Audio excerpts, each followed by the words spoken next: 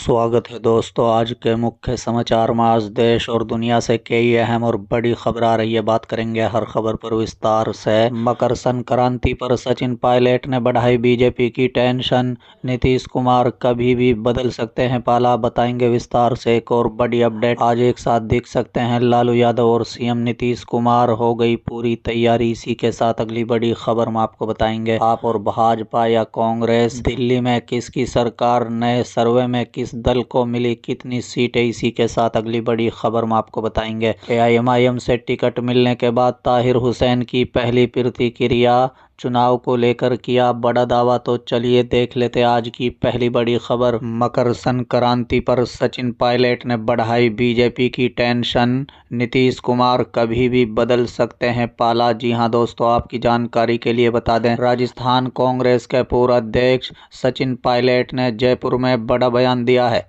उन्होंने कहा है कि जो लोग कुछ दिन पहले तक 300 और 400 पार सीटों के नारे दे रहे थे, अब वो 240 पर हैं। एनडीए के दो बड़े दल डीटीपी और जेडीयू कभी बीजेपी का साथ छोड़कर चले जाएं, कोई पता नहीं। हालांकि उन्होंने ये भी कहा है कि सरकार बनाने से ही बात नहीं बनती, जनता का दिल जीतना होता है, बिना उसके बात नहीं बनती। सचिन पायलट ने कहा है कि हमारे जीवन में हमने खुद उतार चढ़ाव देखे हैं, कोई समय एक जैसा नहीं रहता। देश की जनता जागरूक है और वो सही समय पर सही निर्णय लेगी।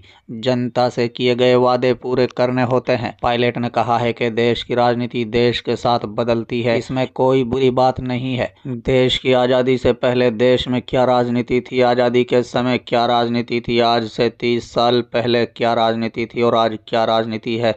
समाज बदल रहा है, दुनिया बदल रही है, तो राजनीति का बदलना स्वाभाविक है। उन्होंने कहा है कि लोकतंत्र को जीवित रखने का काम यदि कोई करता है तो संस्थाएं करती हैं। संस्थाएं कौन चलाता है? संस्था इंसान चलाते हैं। संस्था को चलाने वाले व्यक्ति की प्रतिबद्धता क्या है, उनकी सोच क्या है, वो कितने स्वतंत्र हैं, कितनी उनमें क्षमता है, कितना उनके देश से प्यार है।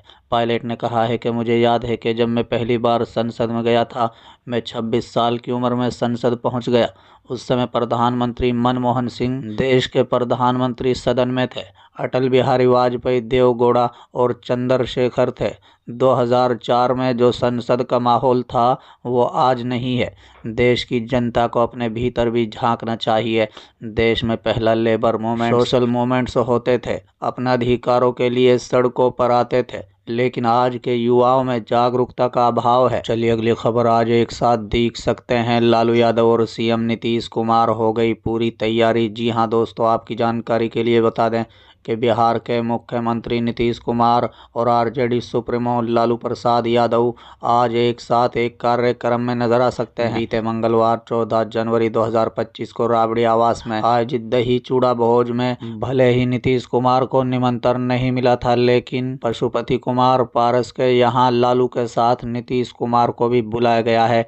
बता दें 11 बजे से पूर्व केंद्रीय मंत्री और आरएलजेपी प्रमुख पशुपति पारस के विधायक कॉलोनी आवास पर मकर संक्रांति को लेकर दही चूड़ा भोज का आयोजन किया गया है। पारस के आवास पर इस भोज का आयोजन ऐसे समय में हो रहा है जब एनडीए में चिराग पासवान की वापसी के साथ ही उनके एक तरफ से किनारे लगा दिया गया है। लालू और नीतीश कुमार साथ दिखते हैं तो बिहार की राजनीति के नज़रिए से ये अहम हो सकता है। सभी दलों को आमंत्रित किया गया है। अब दिलचस्प होगा कि कौन से नेता इसमें शिरकत करते हैं और क्या कोई नया राजनीतिक समीकरण बनता है।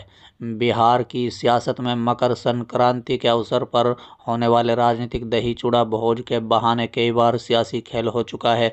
बीते मंगलवार की शाम पशुपति पारस लालू को निमंत्रण देने के लिए राबड़ी आवास गए, दही चूड़ा भोज के लिए न्योता दिया। दोनों नेताओं की मुलाकात के बाद तेजस्वी यादव ने मीडिया से कहा कि पशुपति पारस के यहाँ दही चूड़ा का भोज होता है तो उसके लिए वो निमंत्रण देने आए थे। तेजस्वी ने यह भी कहा है कि लालू निमंत्रण मिला है तो शायद लालू यादव जाएंगे। चलिए अगली खबर, आप भाजपा या कांग्रेस, दिल्ली में किसकी सरकार, नए सर्वे में किस दल को मिली कितनी सीटें। जी हां दोस्तों, आपकी जानकारी के लिए बता दें कि दिल्ली चुनाव की उल्टी गिनती जारी है। 5 फरवरी को यहां पर 70 सीटों के लिए मतदान डाले जाएंगे, तो वहीं चुनावी नतीजे 8 फरवरी को आएंगे।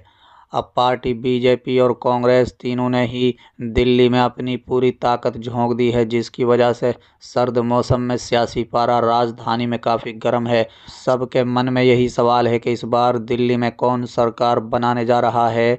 क्या एक बार फिर से केजरीवाल की यहाँ पर वापसी होगी या फिर कमल खिलेगा या फिर कांग्रेस यहाँ कुछ बड़ा कमाल करेगी। इसी सवाल के मद्देनज़र हिंदी खबर और माइंड ब्रेक इंडिया ने इसे लेकर दिल्ली में एक सर्वे किया, जिसमें जनता से सीधे सवाल किए गए। बता दें कि इस सर्वे में जनता ने बढ़ चढ़ कर हिस्सा लिया और चौंकाने वाले जवाब दिया।